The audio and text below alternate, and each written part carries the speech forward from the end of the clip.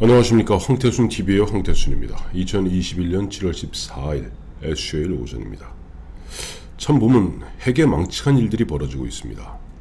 어제 이동훈 전 조선일보 논설위원, 열흘 동안 윤석열 전 검찰총장의 대변인 역할을 했던 이동훈 씨가 경찰에 출두하여 한 8시간 가까이 조사를 받고 나오는 길에 보면 여권의 누군가가 자기에게 다가와서 자, Y를 치자.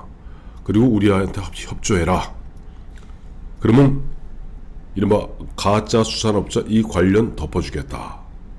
라고 얘기했다는 겁니다. 그리고 본인이 그럴 수 없다. 라고 거절하자 그때는 물론 이동훈 씨는 대변인직을 그만둔 상태입니다.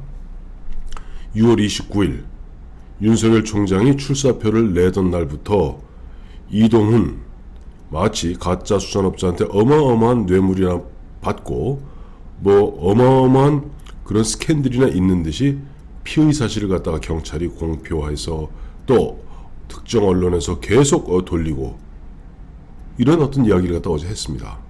자, 그렇다면 이동훈 씨가 밝혀야 될 몇몇 가지가 있겠죠. 그건 잠시 후에 살펴보겠습니다. 두 번째, 어제 저녁에 보니까 이낙연 씨가 CBS의 프로에 나와서 이 무슨 얘기를 했냐니까 나는 예전에 윤석열 검찰총장 당시에 윤석열이 문재인 대통령에게 독대 신청을 했다는 이야기를 들은 적이 있다. 그리고 그보다 더한 이야기도 들은 적이 있다. 무언가가 바람직하지 않았던 일이 있었다고 들었다. 정말 카더랍니다. 정말 카더랍니다. 이낙연 씨 명색이 그래도 동아일보 기자 출신인데 이런 식으로 국무총리까지 지난 사람이 이런 얘기 했었다는지 모르겠습니다. 왜냐 하니까 7월 10일 날 발간된 경향신문 7월 9일 그러니까 윤석열 전 검찰총장이 6월 29일 출사표를 내고 그 다음날 부인 김건희 씨가 나는 줄리 아니다 얘기했고 7월 2일 날 장모 최모 씨가 법정 구속되고 이런 어수선한 분위기에서 7월 9일 경향신문과 와이드 인터뷰를 했습니다. 그 자리에서 윤석열 씨가 무슨 얘기했냐니까 조국 관련해서 대통령에게 독대 요청한 적 없다 라고 이야기하면서 본인의 워딩 그대로 하자면 독대는 물론이고 뵙고 싶다는 이야기조차 한 적이 없다라고 얘기했습니다. 그러니까 이게 7월 10일 날 경향신문에 대대적으로 나왔던 그 내용인데 이낙연 씨는 신문도 안 보고 사는지 아니 이낙연 씨 그래도 좌파 신문인데 경향신문이 보셔야죠.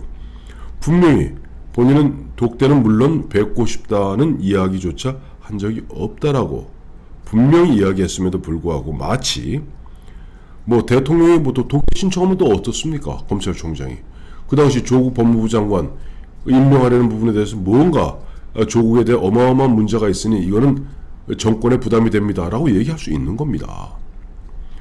민정수석을 통해서 얘기했는데 기사를 먹히지 않자 결국 독대 신청할 수도 있죠.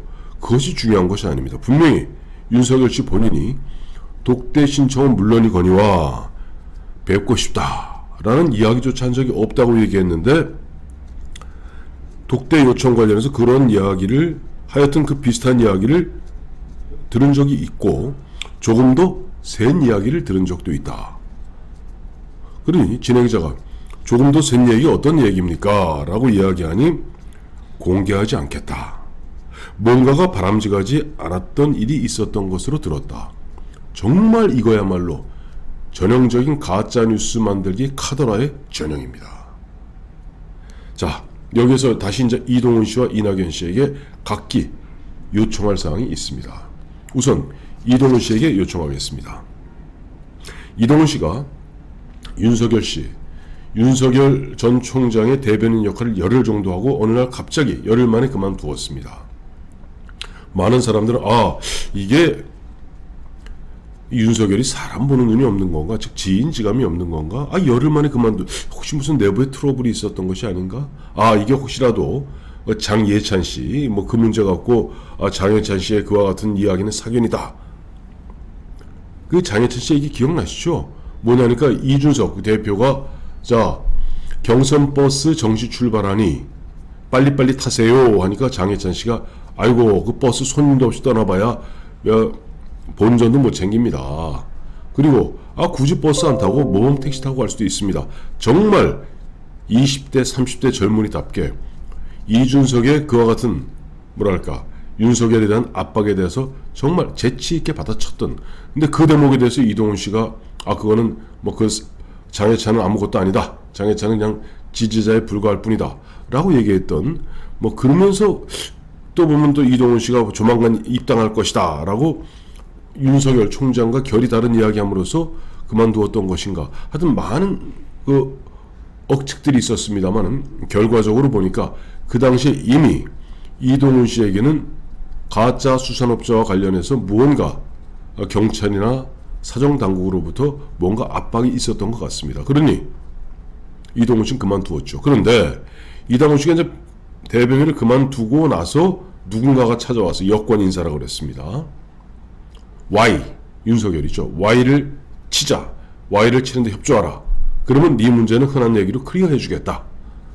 그걸 거부하니까 그 다음날부터 대대적으로 언론 플레이를 시작하고 경찰의 피의 사실을 갖다가 흘려가면서 나를 흔한 얘기로 마녀 사냥했다 얘기했는데, 일단 그 사람이 누군지 이동훈 씨는 밝히세요.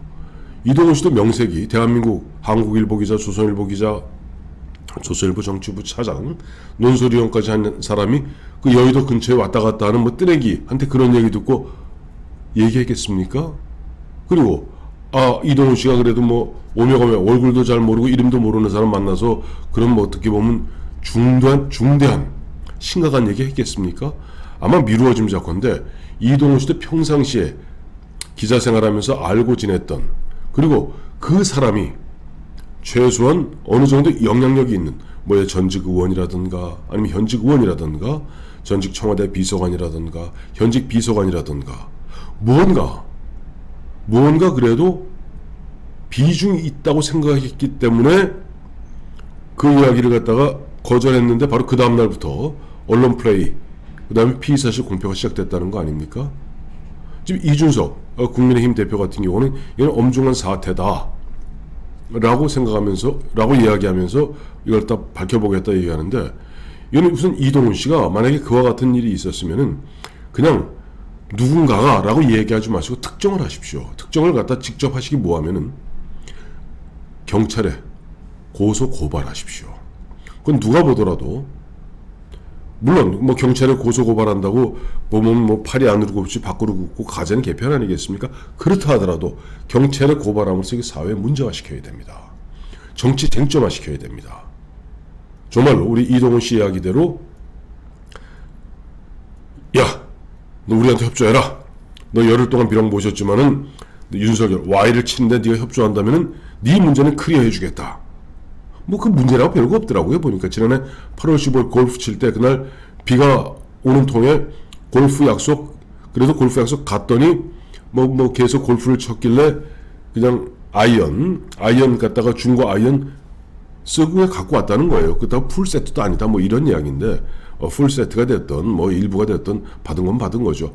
그런 부분들 그것이 뭐 거기다 뭐 보니까 수산업자라고 그러니까 무슨 뭐 전복이니 뭐 이런 거 좀 보냈겠죠. 돈 안 받았으면 된 겁니다. 큰 문제 안 되고 좌우지간 그걸 갖다가 어떻게 보면 올가미를 씌워서 이동훈 네가 열흘 동안 모셔봤지만 윤석열의 모든 거 다 알잖아. 윤석열을 치는데 네 협조해줘야 되겠어 라고 얘기한 사람을 특정해서 고소 고발하십시오. 그건 뭐 강요죄, 협박죄 여러 가지, 뭐 제가 법률 전문가가 아니니까 잘 모르겠습니다만은 그런 부분들에 대해서 고소 고발함으로써 쟁점화 시켜야 됩니다. 실제 그 사람이 어떤 인물인지, 어떠한 비중이 있는 인물인지 실명이 나오게 되면 이제 알게 되지 않겠습니까? 반드시 이동훈 씨는 그 문제를 갖다가 사직당국, 사법당국에 고소 고발함으로써 이 문제, 이런 거 갖다가 뭐 그렇대더라 이렇대더라 Y다 뭐다 하고 우물우물대면 결국 이것이 나중에 다시 또 동티가 나게 됩니다. 이 부분은 클리어하기 바랍니다. 또 두 번째, 이낙연 씨한테 제가 또 요청하겠습니다. 이낙연 씨, 당신은 누구한테 하여튼 그 비슷한 얘기를 들었는지 이것도 밝히십시오. 분명히 윤석열 씨는 경향신문을 통해서 나는 대통령 조국과 관련해서 대통령에게 독대는 고사하고 한번 뵙고 싶다는 그런 이야기도 한 적이 없다고 딱 잘라서 얘기했습니다. 그럼에도 불구하고 그런 얘기를 7월 9일, 7월 10일 날 보도되었음에도 불구하고 3일이 지난 이후에 와서 명색이 국무총리까지 지나고 당 대표까지 지냈다는 양반이 뭐 그렇대더라, 카더라. 이 세상에 카더라 통신하면요, 이낙연 씨 당신은요, 미안한 얘기지만 1시간이면 죽습니다. 당신이 국회의원하고 당신이 특히 도지사 하면서 카더라로 걸리는 이야기, 저도 귀가 있고 저도 눈이 있습니다. 나같이 지금 절해 고도에서 유배 생활하면서 4년 몇 개월째 지금 혼자 전전긍긍하고 있는 나에게도 보면 이런저런 이야기들이 들어옵니다. 나도 한번 카더라 한번 해볼까요, 이낙연 씨?